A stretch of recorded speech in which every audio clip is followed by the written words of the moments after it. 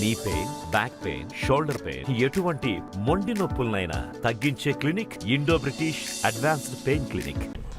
అంటే AP state విషయానికి వస్తే సార్, ఇప్పుడు వైసీపీ నుంచి సీట్లు అనౌన్స్ చేసినప్పుడు ఎటువంటి అసంతృప్తి కానీ ఎటువంటిది ఏం లేదు, అంతా క్లియర్ చేసుకుని అనౌన్స్ చేశారా, ముందే వాళ్ళకి చెప్పారా ఏంటనేది మనకు తెలియదు. బట్ బీజేపీ, జనసేన అండ్ ఇంకా టీడీపీ సీట్లు అయితే, ఎస్పెషల్లీ టీడీపీ జనసేన సీట్లు ఎప్పుడైతే అనౌన్స్ చేశారో అప్పుడు చాలా అసంతృప్తి ప్రజల నుంచి, కార్యకర్తల నుంచి చాలా అసంతృప్తి వచ్చింది. అండ్ ఇంకా ఇక్కడ ఈ క్యాస్ట్ ఈక్వేషన్స్ కూడా, ఇప్పుడు వీళ్ళైతే ఇప్పుడు కాపులు కమ్మ వాళ్ళకి ఓట్లు వేయరు, లేదంటే కమ్మోళ్ళు ఇలా ఓట్లు వేయరు, సో వాళ్ళని నమ్ముకుని ఈ ఓటు బ్యాంకింగ్ అనేది అటు ఇటు ఇలా షిఫ్ట్ అవ్వదు అనేది ఎక్కువగా చర్చ జరుగుతుంది. అది ఎంతవరకు వాస్తవం అంటారు? అబద్ధం.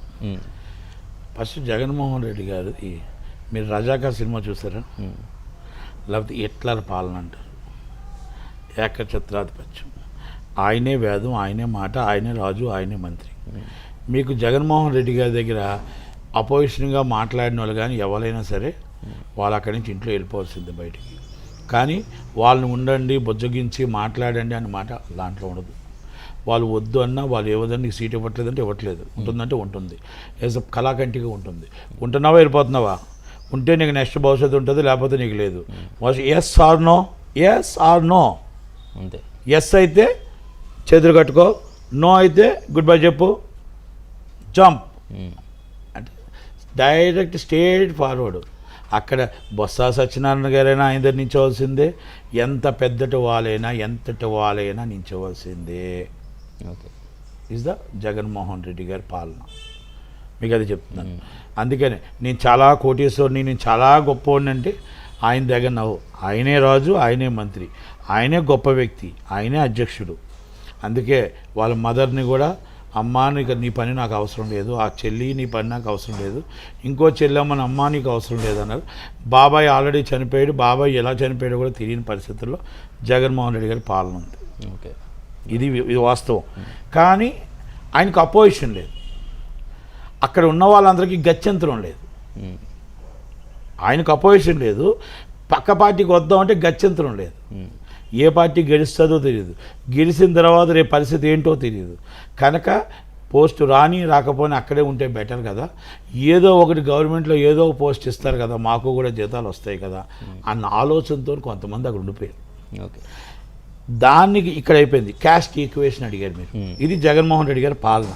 క్యాస్ట్ ఈక్వేషన్ అడిగారు మీరు, ఒకటే గుర్తుపెట్టుకోండి, ఎప్పుడైనా ఎనీ క్యాస్ట్ ఒక పార్టీకి ఎప్పుడూ సపోర్ట్ ఉండదు.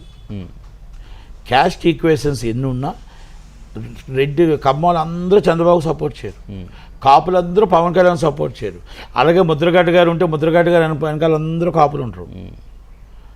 అంతే కాపు, కమ్మ, రెడ్డి, ఎస్సీ, ఎస్టీ, బీసీ, మైనార్టీలు ఎవరైనా మందకృష్ణ మా దగ్గర అలాగైతే అందరూ ఉంటే గెలిచేస్తారు కదా, గెలలేదు కదా ఎప్పుడును.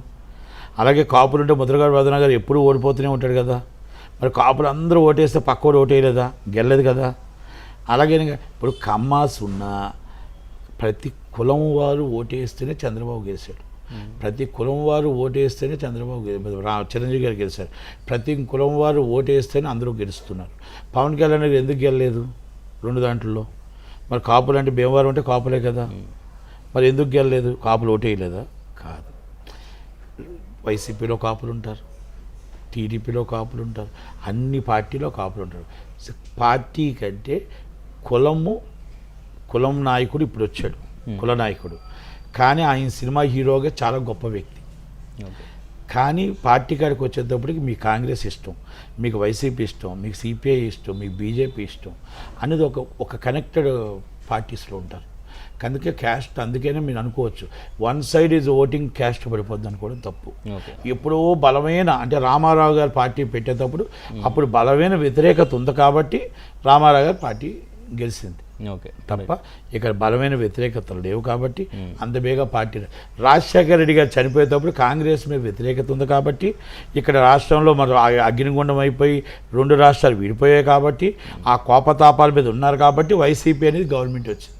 Okay right. లేకపోతే అది కూడా రాదు. కనుక మనం ఇవన్నీ ఈక్వేషన్స్లో చూసుకుంటే క్యాస్ట్ నమ్ముకొని కులాన్ని నమ్ముకొని కాదు, మతం లేదు కులం లేదు ఏమీ లేకుండా అన్ని కులాలు అన్ని మతాలు అందరూ ఓటేస్తే పవన్ కళ్యాణ్ గారైనా వంగా గీతా గారైనా అందరూ గెలుస్తారు. 92,000 ఓట్లు ఉన్నాయి. వంగా గీతా గారు 92,000 వేస్తే గెలుస్తారా? 92,000 ఓట్లు పవన్ కళ్యాణ్ గారికి వేస్తే గెలుస్తారా? 92,000 ఓట్లలో మనం అనుకుందాం 60% 70% ఓటింగ్ వస్తారు. Okay right. పిఠాపురం కాన్స్టిట్యున్సీ గురించి మాట్లాడదాం. బట్ బిఫోర్ ఏపీలో ఉదాహరణకు చెప్తున్నా, సామాజిక అది మనం మాట్లాడదాం. ఇది నేను ఉదాహరణకు చెప్తున్నా. అంటే ముద్రగడ పద్మనాభ గారు నా క్యాస్ట్ అంటాడు, వంగా గీత గారు వచ్చి నేను ఆడపడుచుని కాపు ఆడపడుచుని అంటారు, ఈయనంటే నేను కాపు పెట్టాను అంటాడు పవన్ కళ్యాణ్ గారు. ఈయన కాపు పెట్టని ఒప్పుకుందాం, ముద్రగడ్డ గారు కాపు నాయకుడని ఒప్పుకుందాం, కాపు ఆడపడుచుని మేము ఒప్పుకుంటాం, దాంట్లో క్వశ్చన్ లేదు. కానీ వీళ్ళు ముగ్గురికి డివైడ్ అయితే ఓట్లు ఎవరు గెలుస్తారు కదా? కనుక వాళ్ళకి ఎవరికైనా ఎంత పెద్దటి వాళ్ళకైనా ఎస్సీ ఎస్టీ బీసీ మైనార్టీల ఓట్లు కులం మతం లేకుండా అందరూ ఓటు వేస్తే గెలుస్తారనేది ఫస్ట్ తెలుసుకోవాలి. Okay right. బట్ అంటే పిఠాపురంలో ఇప్పుడు కాపు నాయకుల్ని నిలబెట్టడానికి పార్టీలు కూడా మరి ప్రధానంగా కారణం ఏంటంటారు చెప్పండి? ఏముండదండి, అక్కడ పవన్ కళ్యాణ్ గారు ఇప్పుడు నించుంటారో నించారో కూడా తెలియదు. పవన్ కళ్యాణ్ గారు ఇంకా నించుంటారో లేదో కూడా తెలియదు. ఇంకా ట్విస్ట్ ఉంది. ఆయన ఎంపీగా వెళ్ళి సెంట్రల్ మినిస్టర్ అవ్వాలి. ఈజ్ ద ప్లానింగ్ అనేది ఆల్రెడీ సెంట్రల్ గవర్నమెంట్లో వాళ్ళు ప్లానింగ్లో ఉన్నారు. అంటే చూచాయిగా మాకు తెలిసిన సమాచారాల ప్రకారం ఆయన సెంట్రల్ మినిస్టర్ని చేయాలి. ఆయన ఎట్టి వస్తే సెంట్రల్ మినిస్టర్ని చేసి 2029 ఇక్కడ సీఎం చేయాలి.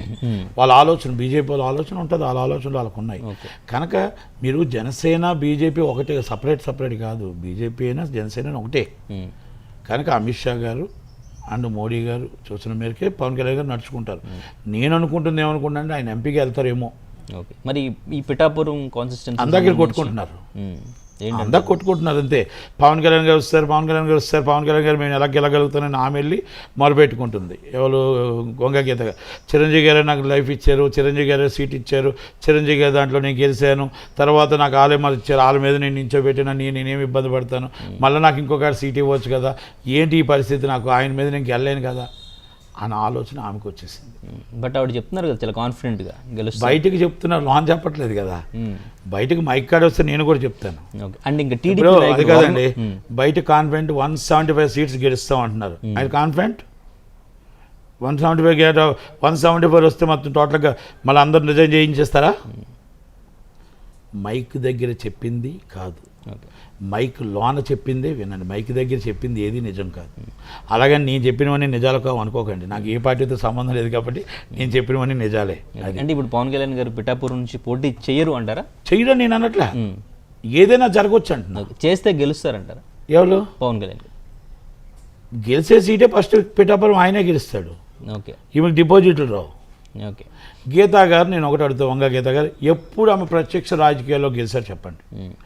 రాజ్యసభ టీడీపీలో చేశారు, ఎమ్మెల్యేగా పిఆర్పి చిరంజీవి గారి తరఫు నుంచి గెలిచారు. ఆమె గెలిచింది. తర్వాత ఆమె కాంగ్రెస్లో మినిస్టర్ వస్తుంది అనుకుని రాలేదు. గంటా శ్రీనివాసరావు గారు కొట్టుకుపోయారు కాపు కోటాలో. ఓకే, ఆ కోపం కూడా ఈమెకు ఉంది.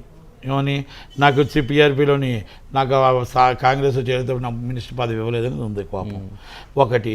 ఇంతకుముందు వెంటనే గెలిచిన వెంటనే ఆమె పార్టీలో చేరిన వెంటనే వైసీపీ కండువా కప్పుకుని వెంటనే అక్కడ ఎంపీ టికెట్ ఇవ్వలేరు, వెంటనే ఎంపీ టికెట్ ఇచ్చారు. అది ఎంపీ టికెట్ ఇచ్చారు. అది వేవ్ నడుస్తుంది. ఎవరిది? ఒక జగన్మోహన్ రెడ్డి గారు అని ఒక వేవ్ నడుస్తుంది. ఆ వేవ్లో అందరూ కొట్టుకుపోయారు. ఏం గెలిచేసింది?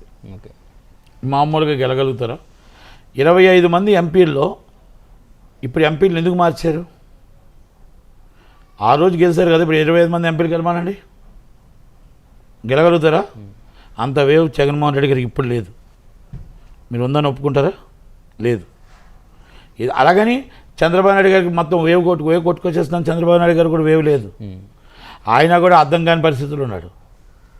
వన్ సైడ్ వేవ్ని తీసుకొచ్చి మళ్ళా ఏదో ఒక తజ్జన భజ్జంలో ఉన్నారు. ఇది నేను చెప్తుంది కాదు, ఛానళ్ళన్నీ కూడా టోటల్గా తజ్జన భజ్జంలోనే ఉన్నాయి. వాళ్ళ ఛానల్ అవ్వచ్చు, మీ ఛానల్ అవ్వచ్చు, ఎవరైనా అవ్వచ్చు. ఇది సర్వేల్లో మనం ఇండైరెక్ట్గా అందరికీ తెలిసిన విషయమే. అంటే ఇంతమంది కలిస్తే గానీ ఓడించలేము అనేది వాళ్ళకి ఉన్న వాళ్ళకి నష్టం అదే కలుగుతుందేమో అని డౌట్. వాళ్ళ ఆలోచన నిజమే, వాళ్ళ ఆలోచన నిజమే, కానీ ఓడించలేమని బీజేపీని కలుపుకోవడమే నష్టం కలుగుతుందని ఆలోచన నాది. అది నా పర్సనల్. అంటే పిఠాపూర్ నుంచి ముద్రగడ పద్మనాభం పోటీ చేసే ఛాన్సెస్ ఉంటాయేమని అందరూ కూడా ఎక్స్పెక్ట్ చేశారు. వైసీపీలో ఆయన ఇప్పుడు కూడా జాయిన్ అయిన తర్వాత కూడా ఎందుకని? మీకు ఇంకా మనకి 57 రోజులు టైం ఉంది. April 18 nominations, April 18 nominations, April 29 withdrawal, April 16-17 లోపల ఏవైనా జరగచ్చు. ఇప్పుడు అనౌన్స్ చేసిన అందరికీ సీట్లు రావు, అనౌన్స్ చేసిన అందరికీ సీట్లు వస్తాయని అనుకోవద్దు, రావు అనుకోవద్దు. ఏది ఏమైనా మారచ్చు. Not only all parties MP టికెట్లతో ఏ ఈక్వేషన్స్ అయినా ఏప్రిల్ 17 లోపు అన్నీ మారచ్చు. మరిన్ని వీడియోస్ కోసం ఛానల్ ని సబ్స్క్రైబ్ చేయండి, లేటెస్ట్ అప్డేట్స్ కోసం వాట్సాప్ ఛానల్ ని ఫాలో చేయండి అండ్ లింక్ డిస్క్రిప్షన్ లో ఉంది.